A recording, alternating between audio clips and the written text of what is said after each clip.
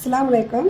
இன்றைக்கி நம்ம என்ன சமைக்க போகிறோம்னா வெஜ்ஜு பன்னீர் குருமா இன்றைக்கி சமைக்க போகிறோம். அது சமைக்க போகிறதுக்கு உண்டான பொருள் எதுன்னா என்னென்னா பச்சை மிளகாய், கொத்தமல்லி இலை, ஜீரகம், வெங்காயம், பச்சை மிளகாய் இதெல்லாம் போட்டு ஒரு மிக்ஸி ஜாரில் போட்டு அரைச்சி எடுத்து வச்சுக்கிடுவோம்.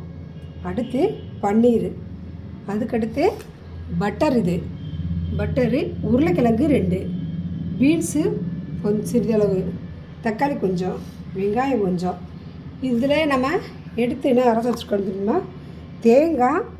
தேங்காய், ஜீரகம், சோம்பு, முந்திரி பருப்பு 3 அரைச்சி மிக்ஸ் பண்ணி எடுத்து வச்சுருக்கோம். தயிர் எடுத்து வச்சுருக்கோம். இதுக்கு உண்டான பொருள் இது. அடுத்து மசாலாவில் பட்டை கிராம்பு தூள், மல்லித்தூள், மிளகாய்த்தூள் இதெல்லாம் நம்ம எடுத்து வச்சுருக்கோம். சமைக்கும் போது நம்ம எல்லாத்தையும் ஒன்றா ஆட் பண்ணுறோம். ஒரு குக்கரில் நம்ம எண்ணெய் ஊற்றிருக்கோம். எண்ணெய் ஊற்றி ஃபஸ்ட்டு கொஞ்சமாக வெங்காயம், கட் பண்ணி வச்ச வெங்காயம் போட்டு கொஞ்சமாக போட்டு வைக்கிறோம்.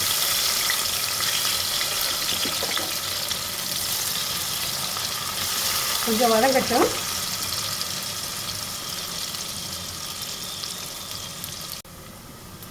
கொஞ்சம் வதங்கிருச்சு. வதங்கினோடனே நம்ம அரைச்சி வச்ச பச்சை மிளகாய், வெங்காயம், கொத்தமல்லி இலை, ஜீரகம், கசகசா எல்லாம் போட்டு அரைச்சி வச்சோம்னா அந்த மசாலாவை நம்ம உள்ளே இறக்கிடணும்.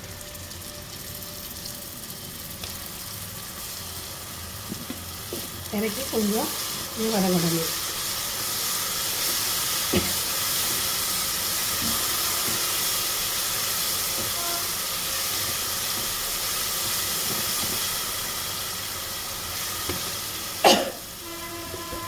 இது வதங்கிடுச்சு.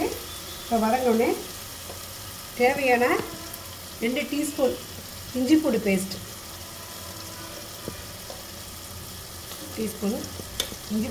நம்ம எல்லாம் ஆட் பண்ணுறோம்.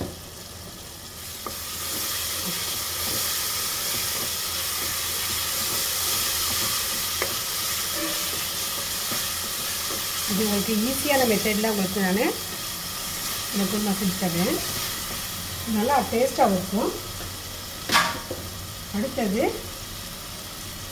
தக்காளி, நம்ம நறுக்கி வச்ச தக்காளி, ஒரு 3 தக்காளி நம்ம சேர்த்துக்கிறோம்.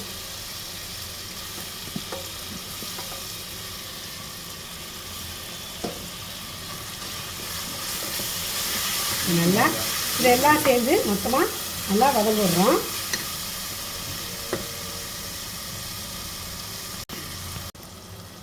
நல்லா எண்ணெய் பிரிஞ்சு வந்துடுச்சு. எண்ணெய் பிரிஞ்சு வந்தோடனே நம்ம அடுத்து சேர்க்க போகிறது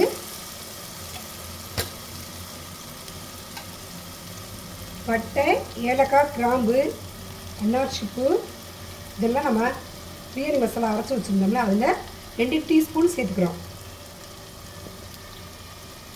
2 டீஸ்பூன் சேர்த்துக்கிறோம். அதில் அடுத்தது ஏற்கனவே நம்ம காரத்துக்கு நம்ம பச்சை மிளகாய் சேர்த்துருக்கோம்.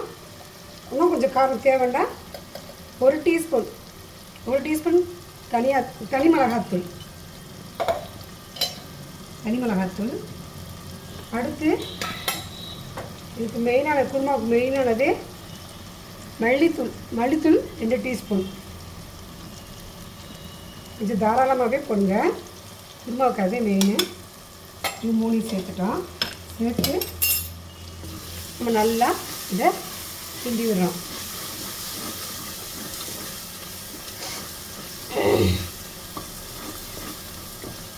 கிண்டி விட்டு இது கொஞ்சம் நம்ம முந்திரி பருப்பு போட்டுக்கனால கொஞ்சம் அடிப்பிடிக்கிற மாதிரி இருக்கும். அதுக்கு கொஞ்சமாக நம்ம தண்ணி விட்டு கொஞ்சம் வதங்க விடுறோம். இந்த மசாலா பச்சை வாசனை ஊற போனாத்தே நல்லா டேஸ்ட்டாக இருக்கும்.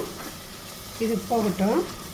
இது கொஞ்சமாக வதங்கி விட்டோம்னா கொஞ்சம் இதாக இருக்கும். உப்பு சேர்த்தாச்சு. நம்ம அடுத்தது நம்ம கட் பண்ணி வச்சுருக்கோம், உரித்து வச்சுருக்க பயிறு, உருளைக்கிழங்கு, பீன்ஸு இதெல்லாம் நம்ம சேர்த்துக்கிறோம்.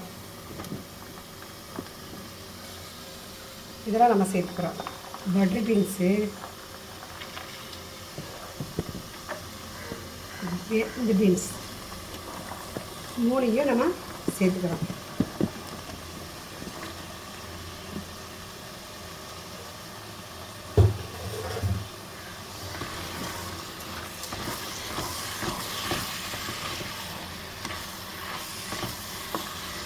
மூடி நல்லா மிக்ஸ் பண்ணி விடுறோம். இந்த மசாலாவில் கொஞ்சம் இதாக இருக்கும், இதனால் கொஞ்சம் டேஸ்ட்டாக இருக்குது. இதில் இன்னும் கொஞ்சம் தண்ணீர் விட்டு கொஞ்சம் வேக விட்டோம்னா நல்லாயிருக்கும். உப்பு, உரப்பு, புளிப்பு எல்லாம் அதில் பிடிக்கும். மசாலா எல்லாம் கலந்து இதாகணும். கொஞ்சம் வதங்க விடுங்க. வதங்க விட்டு ஒரு 5 நிமிஷம் வேக விடுங்க. அப்படியே திறந்து பார்ப்போம். காய் கொஞ்சம் கால்வாசி வெந்துருச்சு. அடுத்து நம்ம சேர்க்க வேண்டியது தயிரை ஒரு சின்ன குட்டி கிண்ண அளவுக்கு நம்ம தயிர் பண்ணிக்கிறோம். ஏன்னா இது நம்ம இது சேர்க்காத குழம்பு, பச்சை மிளகாவே அதிகம் நம்ம சேர்த்துருக்கோம் நம்ம காரத்துக்கு. அதனால தயிர் போட்டோம்னா நல்லா டேஸ்ட்டாக இருக்கும். கொஞ்சம் வதங்கணும். கொஞ்சம் வதங்கினோடனே அடுத்து நம்ம அரைச்சி வச்சுருக்கோம்ல தேங்காய், சோம்பு, ஜீரகம், முந்திரி, இதை அரைச்சி வச்ச எல்லாத்தையும் மொத்தமாக இதில் சேர்த்துக்கிறோம்.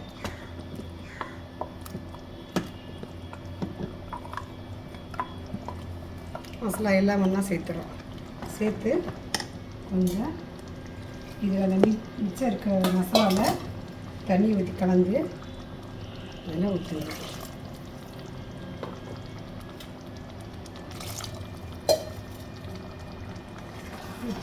கிண்டி 2 விசில் வச்சு நம்ம எடுத்துட்டு லாஸ்ட்டில் தான் நம்ம பன்னீரை போட்டு ஒரு விசில் வைக்கிறோம். நம்ம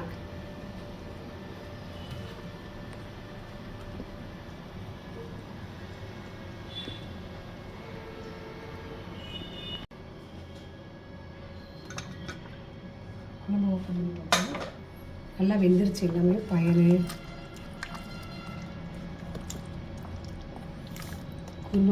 குருமா, பட்டர் பீன்ஸு, உருளைக்கிழங்கு எல்லாம் வெந்துருச்சு. இப்போ நம்ம பன்னீரை சேர்த்துக்கலாம்.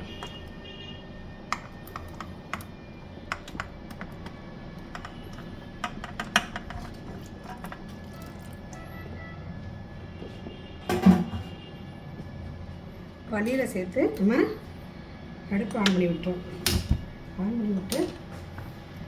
பன்னீர் அதிகமாக வேக வேண்டிய அவசியம் இல்லை.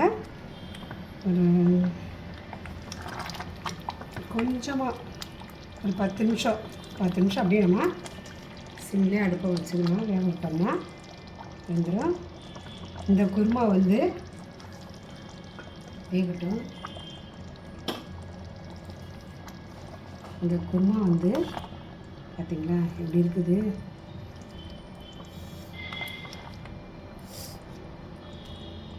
இந்த குருமா சப்பாத்தி, பரோட்டா, நெய்ச்சோறு இதுகளுக்கெல்லாம் நம்ம ஊற்றி சாப்பிட்டோம்னா ரொம்ப டேஸ்ட்டாக இருக்கும். இதே மாதிரி நீங்கள் சமைச்சு பாருங்கள்.